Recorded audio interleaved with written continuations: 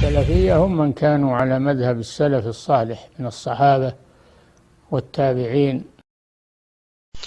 Donc on va lire rapidement, Inch'Allah, quelques minutes de les paroles du Cheikh Abd al-Razzaq dans son livre Ta'zim al-Salat, le respect de la Salat.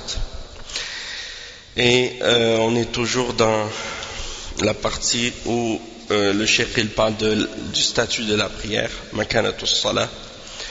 Bismillah walhamdulillah wassalatu wassalamu ala rasulillah wa ala alihi wa sahbihi wa man walahu amma ba'd. On a commencé hier à parler de quelques preuves que les ulama ont mentionnées pour mentionner comme la mécréance de la personne qui délaisse la salat par paresse, et qu'est-ce que les ulama ont mentionné comme dalil, comme preuve à ce sujet-là. Aujourd'hui, donc, on continue à mentionner quelques autres adillah, quelques preuves que les ulama ont mentionnées. Le cheikh, il cite ici, il dit روى الإمام أحمد وابن حبان والطبراني بإسناد جيد من حديث عبد الله بن عمرو بن العاص رضي الله عنهما عن النبي صلى الله عليه وسلم أنه ذكر الصلاة يوما فقال من حافظ عليها كانت له نورا وبرهانا ونجاة يوم القيامة ومن لم يحافظ عليها لم يكن له نور ولا برهان ولا نجاة وكان يوم القيامة مع قارون وفرعون وهامان وأبي بن خلف. وهنا نكتة بديعة، وهي أن تارك المحافظة على الصلاة إما أن يشغله ماله أو ملكه أو رئاسته أو تجارته، فمن شغله عنها ماله فهو مع قارون، ومن شغله عنها ملكه فهو مع فرعون، ومن شغله عنها رئاسته فهو مع هامان، ومن شغله عنها تجارته وأمواله فهو مع أبي بن خلف.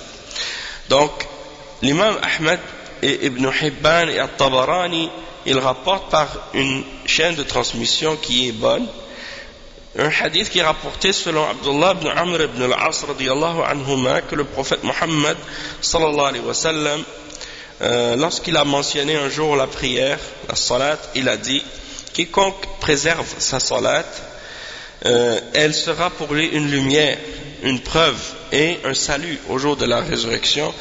Et celui qui ne préserve pas sa salat, elle ne sera pas une lumière, ni une preuve, ni un salut pour lui. Et au jour de la résurrection, il sera avec Qarun et Pharaon et Haman et Ubay ibn Khalaf. Et il dit ensuite, il y a un point intéressant ici à mentionner qui explique ce hadith.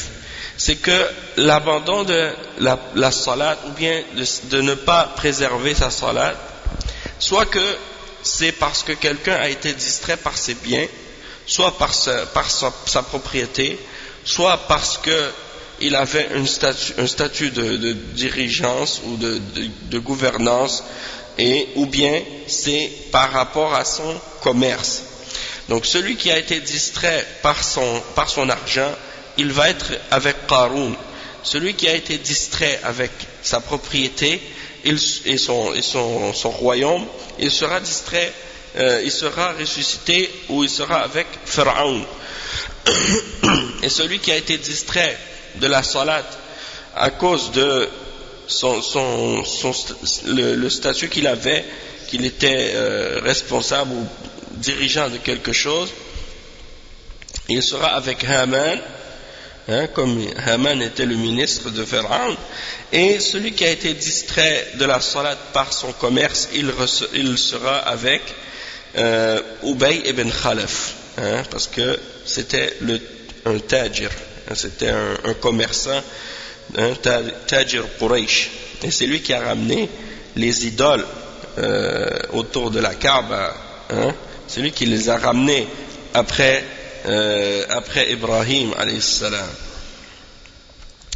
Donc comme je disais hier, j'ai mentionné comment certains ulama ont pris ce hadith. Certains ont mentionné que ça Comme les hadiths qu'on a mentionnés et les versets qu'on a mentionnés hier, certains ont dit ça c'est par rapport à la personne, non pas qui délaisse la salat complètement, mais qui ne la fait pas dans son temps, ou bien qui la retarde, ou qui la néglige, hein, et non pas celui qui la délaisse complètement. Tandis que d'autres l'ont mentionné comme étant une preuve pour celui qui délaisse la salat complètement. Et donc c'est pour ça qu'il y a des fois divergence dans la compréhension entre les ulama par rapport à ces preuves. Ensuite le cheikh il dit روى الإمام أحمد عن معاذ بن جبل رضي الله عنه قال قال رسول الله صلى الله عليه وسلم من ترك صلاة مكتوبة متعمدا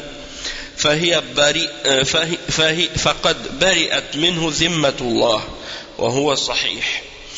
C'est un hadith qui est rapporté par l'imam Ahmed selon Mu'adh ibn Jabal qui dit que le messager d'Allah sallallahu alayhi wa sallam a dit: celui qui abandonne volontairement une salat qui est obligatoire, il a perdu, hein, il est innocent, ou bien Allah se désavoue de sa protection pour lui, hein, de son engagement envers lui. Et donc ça c'est authentifié par Cheikh Al-Albani. Il l'a déclaré dans Sahih Al-Targhib comme étant Hassan li ghayri. Ensuite il rapporte un hadith rapporté par l'imam Al-Bukhari dans son Sahih selon Anas ibn Malik. Il dit: قال رسول الله صلى الله عليه وسلم من صلى صلاتنا واستقبل قبلتنا وأكل ذبيحتنا فذلك المسلم الذي له ذمة الله وذمة رسوله فلا تغفر الله في ذمته. نعم. Donc il dit que le messager d'Allah sallallahu alayhi wa sallam a dit: celui qui fait notre salat et qui se tourne vers notre qibla et qui mange notre sacrifice ou qu'est-ce que nous avons égorgé, alors ça c'est le musulman, celui qui a la protection ou bien l'engagement envers Allah et son messager. Il dit donc ne brisez pas votre engagement envers Allah subhanahu wa ta'ala dans son engagement avec vous. Ne brisez pas cet engagement-là. Il dit: روى الإمام أحمد في مسنده ومالك في موطئه والنسائي في سننه بإسناد صحيح عن محجن الأسلمي رضي الله عنه أنه كان في مجلس مع رسول الله صلى الله عليه وسلم فأذن بالصلاة فقام رسول الله صلى الله عليه وسلم ثم رجع ومحجن في مجلسه فقال له رسول الله صلى الله عليه وسلم ما منعك أن تصلي ألست برجل مسلم؟ قال بلى ولكني كنت قد صليت في أهلي. فقال له رسول الله صلى الله عليه وسلم: إذا جئت فصل مع الناس وإن كنت قد صليت.